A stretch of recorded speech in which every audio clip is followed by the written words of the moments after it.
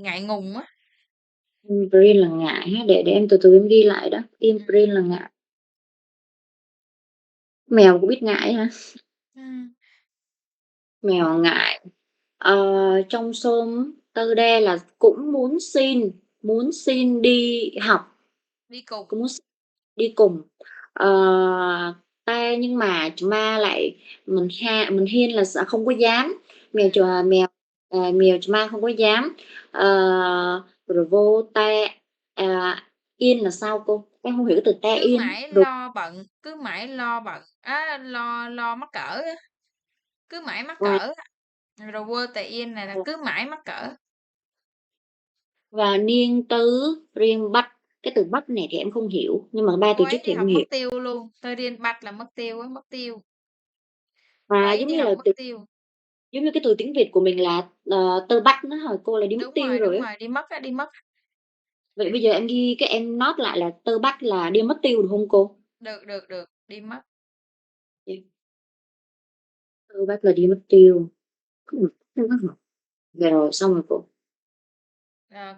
Cô để cái bài này lại cho em nè. Câu hỏi nè.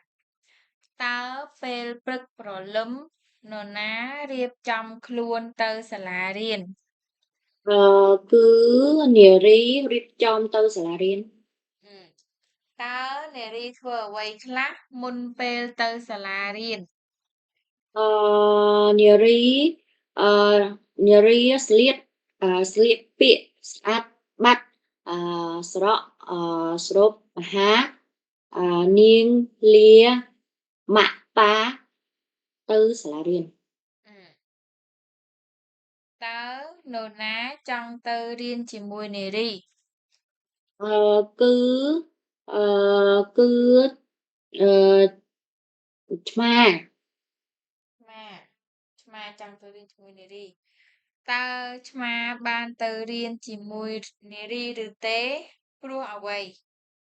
ờ, ờ, ờ, chma chma nâu tẹt.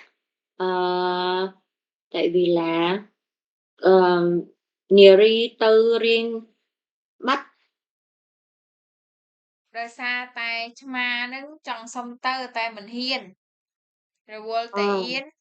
Nè đi tơ riêng bạc. dạ. Thật ra là những cái bài này nè là nó có chồng vần. Không phải chồng vần mà là nó vần với nhau á, nó sẽ dễ học thuộc. Ví dụ như là problem. Ở đây cô có problem nó sẽ vần với nhồi nhùm ha. Riêng trong cây đây cô gạch cho ha.